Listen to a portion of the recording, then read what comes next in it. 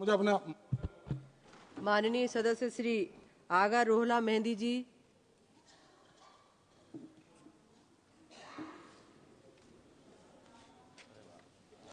Thank you madam chairperson. मेरे पास वक्त उतना ज़्यादा नहीं है, कम है, मैं पॉइंट पे आ जाता हूँ। हैरत हुई जब एक पैराग्राफ सुना भी और फिर पढ़ा भी पेज 19 में, जो प्रेसिडेंशियल एड्रेस में जम्मू कश्मीर के हवाले से जिक्र किया गया और ये बताया गया कि 370 हटाने के बाद वहाँ पे पार्लियामेंट इलेक्शन भी हुआ और असेंबली इलेक्शन भी हुआ। ताजुब है कैसे इस मुल्क को बेवकूफ़ बनाया जाता है। ये कोई पहली बार नहीं है कि असेंबली का इलेक्शन, पार्लियामेंट का इलेक्शन जम्मू कश्मीर में हुआ हो। 370 के होते हुए भी होता था, आपने नाजायज़ तरीके से 370 हटाया, उसके बाद भी इलेक्शन हुआ। 370 के दौरान भी लोगों ने जमहूरियत पे यकीन दिखाया, जमहूरियत के ज़रिए अपने फैसले किए और 370 के हटाने के बाद भी लोगों ने जमहूरियत के ज़रिए जवाब दिया। वो इलेक्शन होना कोई पहली बात नहीं है, कोई ख़ास बात नहीं है। इलेक्शन इससे पहले भी हुए, आज भी होते रहे, होते भी रहेंगे। जो चीज़ बतानी चाहिए थी, जो बताई नहीं गई प्रेसिडेंशियल एड्रेस में, कि जम्मू कश्मीर में 370 हटाने से क्या नुकसानात हुए, 370 के होने से क्या फ़ायदे थे, जो बात मुल्क को बताई नहीं जाती है, जो बात इस ऐवान को बताई नहीं जाती है, जो बात उस प्रेसिडेंशियल एड्रेस में होनी चाहिए थी, जिसका जिक्र नहीं हुआ। कुछ पॉइंट्स की तरफ मैं इशारा करूंगा।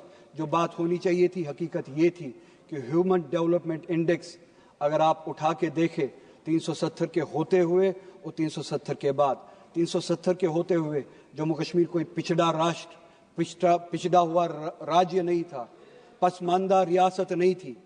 370 के होते हुए HDI के इंडेक्स पे, ह्यूमन डेवलपमेंट इंडेक्स पे जम्मू कश्मीर का शुमार 6ठे रियासत का होता था।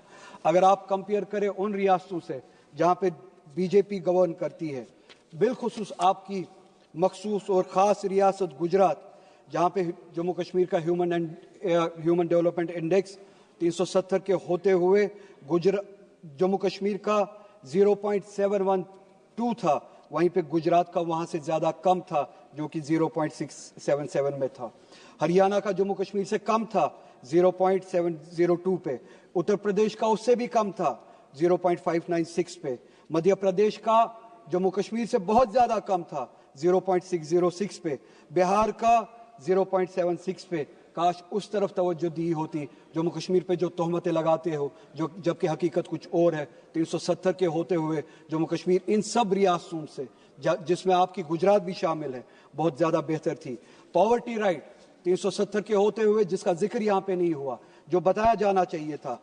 जम्मू कश्मीर, जो इस मुल्क की सर्वे हुई है, आखिरी सर्वे हुई है, जम्मू कश्मीर में 10.3% पे थी, जो कि गुजरात से कहीं ज़्यादा बेहतर है। गुजरात जहाँ पे 16.6 की पॉवर्टी रेट है, परसेंटेज है। यूपी की 29.4% है। मध्य प्रदेश की 31.7 पॉवर्टी परसेंटेज है। बिहार की 33.7 और 370 के होते हुए उसी मुकाबले में जम्मू कश्मीर की सिर्फ और सिर्फ 10.3 पॉवर्टी रेट थी। ये बताना आप भूल गए।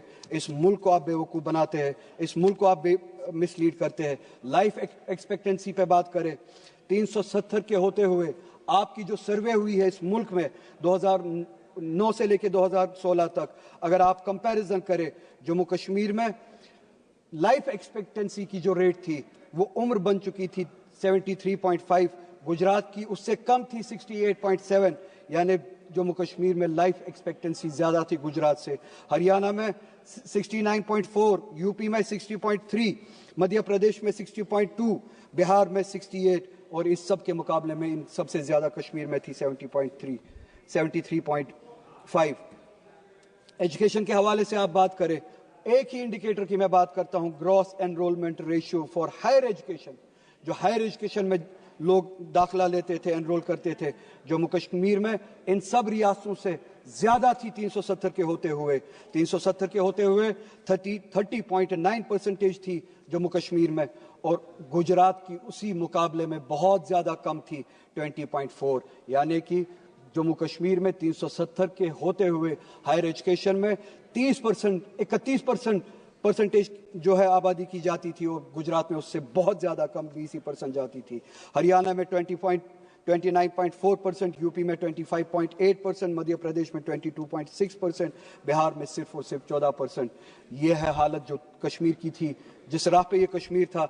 इनकम की अगर बात करें, मैं ज़्यादा इंडेक्सेस में जाऊंगा नहीं। पॉवर्टी की मैंने बात की, जम्मू कश्मीर गुजरात से भी बेहतर था, हरियाणा से भी बेहतर था, यूपी से भी बेहतर था, मध्य प्रदेश से भी बेहतर था, बिहार से भी बेहतर था। सिर्फ 2 मिनट चाहिए मैडम चेयरपर्सन, मैं कंक्लूड करूंगा, मुझे पता है मेरे पास वक्त ज्यादा नहीं है।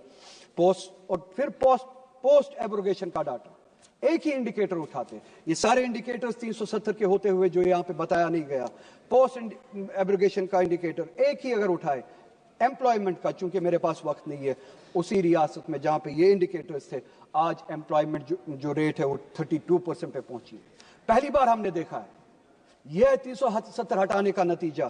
370 हटाने के बाद यह बताया गया, मुल्क को बेवकूफ बनाने की कोशिश की गई कि इलेक्शंस हुए। इलेक्शंस उससे पहले भी होते थे। यह नहीं बताया कि इलेक्शंस के जरिए लोगों ने वहां पे क्या पैगाम दिया। इलेक्शंस के जरिए पैगाम दिया, असेंबली में रेजोल्यूशन पास हुआ, न सिर्फ 370 बल्कि कॉन्स्टिट्यूशन के जरिए इस रियासत को, जम्मू कश्मीर को, जो 1953 से पहले जो स्टेटस मिला था, असेंबली ने वो रेजोल्यूशन पास किया कि हमें तब तक ये स्टेटस कबूल नहीं है जब तक वो स्टेटस बहाल ना किया जाए।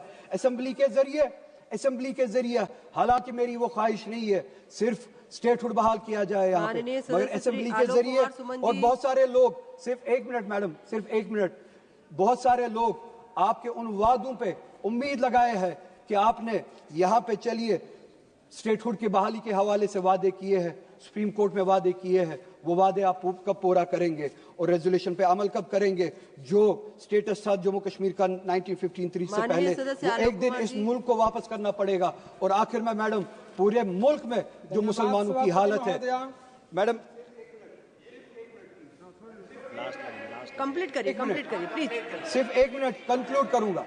पूरे मुल्क में मुसलमानों की जो हालत है, वो उस हालत के बारे में आप यहाँ पे जिक्र करना भूल गए। सुबह एलओपी ने भी जिक्र किया, उन्होंने भी अपने एआई रेवोल्यूशन का जिक्र किया, विजन का बताया।